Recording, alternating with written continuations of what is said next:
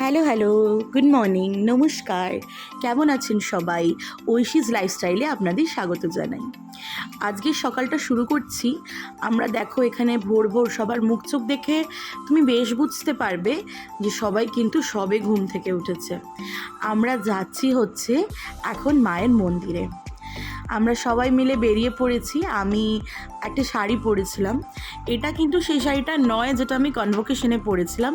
হ্যাঁ, ব্লাউজটা ওটাই, ব্লাউজটা ভীষণ কমফোর্টেবল। শাড়িটা একটা আমি হ্যান্ডলুম পরেছি। তো সবাই মিলে যাচ্ছি এখন মায়ের মন্দিরে। এখন বাজে ভোর 5টা। তো দেখবে রাস্তাঘাট একদম শুনশান। দেখো দু একটা লোক, কিন্তু মায়ের মন্দিরে কিন্তু ভক্তদের অনেক ভক্ত, মানে এত বেশি লোক, এত লোক। আর এখন আমরা জানি আমাদের পবিত্র শ্রাবণ মাস চলছে। আমাদের বাঙালিদের তো শ্রাবণ মাস কালকেই শেষ হয়ে গেছে, মানে সোমবার দিনকে। আর এখনও নন বেঙ্গলিদের, মারবাড়িদের কিন্তু বাকি একটা লাস্ট সোমবার হচ্ছে 19 তারিখ। আমরা তারাপীঠ মন্দিরে মাকে পুজো দিতে যাই বা দর্শন করতে যাই হচ্ছে এটা হচ্ছে 10 তারিখ সকাল ভোর 5টার সময়। মোটামুটি দেখতে পাচ্ছ যারাই এখানে কিন্তু লোকজন সবাই কিন্তু দর্শনার্থী। এখান থেকে মায়ের মন্দিরে যাওয়ার জন্য কিছুটা হেঁটে যেতে হয়। আমাদের হোটেলটা একদমই কাছাকাছি, 5 মিনিটস ওয়াকিং ডিস্টেন্স ছিল। সবাই যায়নি এখানে, সবাইকে দেখতে পাবেন এখানে। দিদা, রাজাদা রাত্রির 3টের সময় আগের দিন ঢুকেছে, ওই জন্য আমি তোমাদেরকে ব্লগে দেখাতেও পারিনি, আমরা ঘুমিয়ে পড়েছিলাম। তো রাজাদা আর এসে ঘুমায়ও নি, আমরা জাস্ট রেডি হয়ে বাসটার মধ্যে বেরিয়ে পড়েছি। তা আমি, দিদা, রাজাদা, দিশা আর হচ্ছে আন্টি, তো মানে সায়নের মা, ওরা সবাই ভীষণ টায়ার্ড। দাদুকেও তো নিয়ে, দাদুরও শরীরটা খুব খারাপ, তো ওদেরকে কাউকেই আর নেওয়া হয়নি। ওরা ঘুমাচ্ছে, ওদেরকে আর ওঠাতে পারলাম না ডেকে ডেকে। তো এখন যাচ্ছি, তোমরা দেখতে পাচ্ছ এত ভিড়, ধাক্কাধুক্কি লেগে যাচ্ছে, মানে প্রচণ্ড ভিড়, প্রচণ্ড। তোমরা দেখতে পাবে একটু এদিক ওদিক যদি খেয়াল করো, আমার ব্লগটা দেখো কীরকম ভিড় হয়েছে। মানে আমরা যে মায়ের মন্দিরে ঢুকেছি, হয়তো ভিডিও করা যেত, কিন্তু এত ধাক্কা, এত রাশ, এত ভিড়ে আমি মাকে দেখাতে পারিনি, তোমাদের ব্লগ করতে পারিনি মায়ের ভিতরে, মায়ের কাছে গিয়ে, কারণ কি ওখানে একটা মিনিটও তোমাকে সময় দিচ্ছে না। এখানে আমরা ডালা নিয়ে নিয়েছি। ডালা এখানে সবারই মানে লিখিয়ে গেছিলো আগের দিন দিদা বিকেলবেলা। দিদার অনেক চেনা জানা আছে এখানে, দিদার নিয়মিত ডোনেশন পড়ে, তো দিদার এখানে সব চেনা জানা, আমরা ওই জন্য সব বলে গেছিলো। উনি ডালা একদম রেডি করে রেখেছিলেন। আমাদের সাথে যিনি পান্ডা বা পুরোহিত মশাই আছেন, উনি আমাদেরকে পুজো করিয়ে দেবেন। আচ্ছা, আমরা এই যে লাইনটা ঢুকেছি, এইটা হচ্ছে ভিআইপি লাইন। আমি জানি হয়তো মায়ের কাছে কোনো ভিআইপি বলে বা বড় ছোট বলে কিচ্ছু হয় না, আমি জানি না এরকম ভেদাভেদ কেন বা কিসের জন্য। তো যাই হোক, আমরা যথারীতি এখানে ভিআইপি লাইনটা ধরি। দুটো ভিআইপি লাইন, একটা 300-এর আছে, একটা 500-এর আছে। মানে আমি তোমাদের জাস্ট শেয়ার করছি কি কি ব্যবস্থা বা কীরকম। আর একটা আছে জেনারেল লাইন, মানে বিনা পয়সায়। তো আমরা যথারীতি 500-এরটায় ঢুকি, আর পার হেড হচ্ছে 500 করে। এখানে দেখো একদম কিন্তু মায়ের মানে মন্দিরে ঢোকার সামনেটা। তারপরে ভিতরে পুজো দেওয়া হয়ে যায় আমাদের, পুজো দিয়ে এরা এখানে চা খাচ্ছে। মায়ের কাছে ঢুকলে আমার একটা অন্যরকমই ফিলিংস কাজ করে, আমার চোখ দিয়ে জল বেরিয়ে আসে। আমি সেটা হয়তো তোমাদেরকে বলে বোঝাতে পারবো না কজনের হয়। তো এই তারাপীঠে আসা বা মায়ের মন্দিরে আসা আমার এটা সেকেন্ড টাইম, মাকে এত কাছ থেকে দেখা। তারপরে আর এসে একটু রেস্ট করছিলাম, বসেছিলাম, সবাই রেডি হয়ে নিয়েছে। দিশা দেখো, সবাই আর কি ভীষণ টায়ার্ড। ওখানে সায়ন একটু গাড়িটাকে ক্লিন আপ করছে, এখানে দাদু বসে, মেজদাদা বসে, দেখালাম তোমাদেরকে। রাজাদাও হেল্প করছে, ওখানে সুব্রত কাকুও গাড়ি পরিষ্কার করছে। তো সবাই মোটামুটি গাড়িটাকে একটু ক্লিন করে নিচ্ছে। এই তো হোটেল উত্তরায়ণ। এখানে তোমরা যদি কেউ আসো, ফোন নাম্বার দেওয়া আছে, কন্ট্যাক্ট করতে পারো, থাকতে পারো। হোটেলটা নো ডাউট ভালো। তারপরে আমরা এখানে বেরিয়ে পড়লাম তারাপীঠ থেকে। আমাদের এখন গন্তব্যস্থল বা ডেস্টিনেশন বলতে পারো, টুয়ার্ডস কঙ্কালীতলা।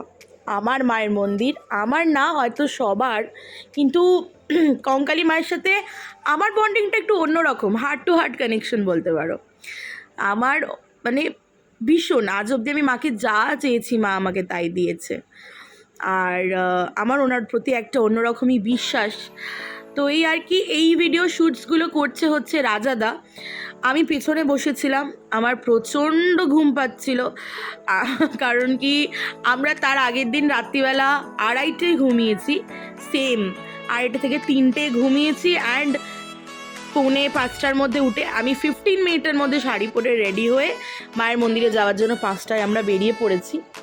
তো আমি ভীষণ টায়ার্ড। আমি বলছি আমাকে 2 ঘন্টা গাড়িতে যতক্ষণ লাগে আর কি কঙ্কালীতলা যেতে, আমাদের 2 ঘন্টা 2 থেকে 2.5 ঘন্টা মতো লাগবে। তো আমি প্লিজ রেস্ট নিয়ে নিই। এখানে দেখো কি করছে, ছাগলগুলো যাবে না রাস্তা থেকে। আর এখানে এত ছাগল সারা রাস্তায়, মানে গাড়ি চালাবে মানুষ। এই দেখো ওদের গাড়িটা, একসাথেই আমরা সবাই যাচ্ছি। আমরা তারাপীঠ থেকে বেরোলাম হচ্ছে তখন বাজে সকাল 8:45, ইয়েস 8:45। তার মাঝখানে আমরা ফর্ম্যালিটিস পূরণ করলাম, তারপরে বসেছিলাম, রেস্ট করছিলাম। সবাই একে একে চান করলো, রেডি হলো, ফ্রেশ হলো, গাড়ি ধুয়ে আমরা ব্রেকফাস্ট কিন্তু করিনি, আমরা কেউ কিচ্ছু খাইনি। কারণ কি আমরা সকলে মিলে কঙ্কালী মায়ের কাছে পুজো দেব, পুজো দিয়ে আমরা একবারে ব্রাঞ্চ করে নেব। বিকজ ব্রেকফাস্টের আর কোনো অপশন থাকবে না আমরা যতক্ষণে পৌঁছবো, আর লাঞ্চের তো থাকবেই না। তো লাঞ্চের থাকবে, ব্রেকফাস্টের কোনো অপশন থাকবে না।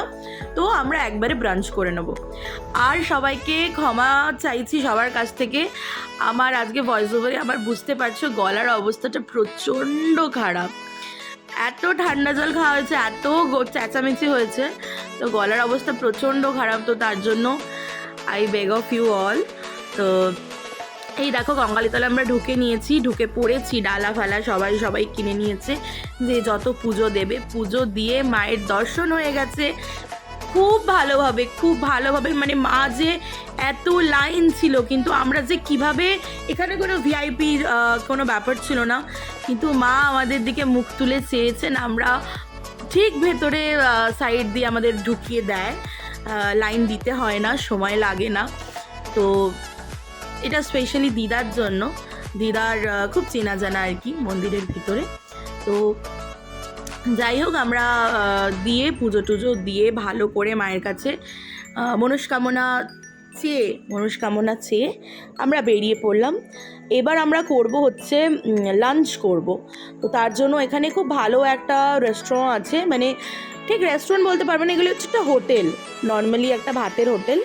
তো সেখানে আমরা লাঞ্চও কমপ্লিট করে নিয়ে আমরা এখন যাচ্ছি আমাদের বাড়ি। ওই দূরে দেখো বাড়ি দেখা যাচ্ছে, আমাদের বাড়ি না, আমরা থাকবো হচ্ছে রিসর্টে। এই রিসর্টে থাকবো, অসীমা রিসর্ট।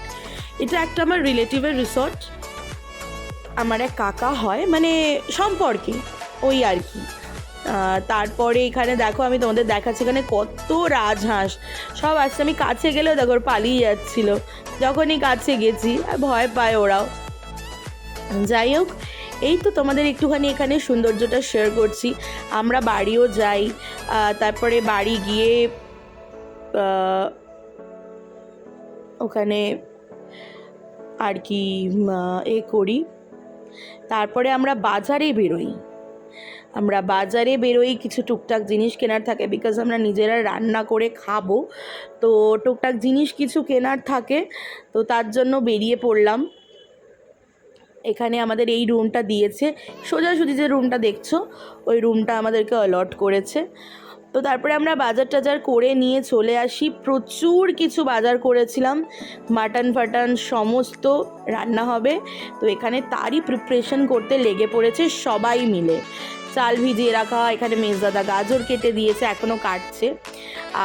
আমি আদা রসুন ছিলে সব পেস্ট করে এনেছি, সায়ন পেঁয়াজ কেটে দিয়েছে, রাজাদা মাটন ধুয়ে দিয়েছে, চিকেন পকোড়া হবে তার জন্য চিকেন ধোয়া হয়ে গেছে। এই যে রাজাদা এখানে সব মাটনের যে লোম টোমগুলো লেগে থাকে সেগুলো বেছে রেখেছে, তারপরে ভালো করে ধুয়ে এখানে একটা জায়গায় রেখেছে। এইবার হচ্ছে একটা আর কি বলে এখানে ম্যারিনেশন হবে। মাটনটা ম্যারিনেট করে আমরা রাখবো, রেখে একটু বেরোবো হচ্ছে আমরা গ্যাস ভরতে বেরোবো, কারণ কি আমাদের গ্যাস নেই। আমাদের এখানে একটা 5 কেজির গ্যাস থাকে, এখানে তো বেশি কেউ আসে না, তো আমাদের এখানে একটা 5 কেজির গ্যাস থাকে, তো গ্যাসের মধ্যে একটুও গ্যাস নেই, তার জন্য আমরা কিন্তু গ্যাস রিফিল করতে বেরোবো। এখানে দেখো মাটনটাকে কিন্তু দই, হলুদ গুঁড়ো, লঙ্কা গুঁড়ো, সর্ষের তেল দিয়ে ভালো করে ম্যারিনেট করে রেখে দিয়েছে। চিকেনটাকেও তাই ময়দা ডিম দিয়ে আমরা ভালো করে ম্যারিনেট করে রেখে দিয়েছি। আর চলে এসেছি কিন্তু রান্না করতে, ভালোভাবে রান্না করতে। এখানে পকোড়া, মাটন কষা আর আন্টি করে দিয়েছিল ফ্রাইড রাইসটা, একদম রেডি হয়ে গেছে। তো তারপরে এই তো সব করলাম, খেলাম দিলাম, লাস্টে ডিনার শেষ করলাম একটা আইসক্রিম কুলফি দিয়ে। তো আজকের ব্লগটা এখানেই। কিছু ভালো লাগলে like, comment, share and subscribe করতে ভুলবে না। Till then take care and as I always say, by.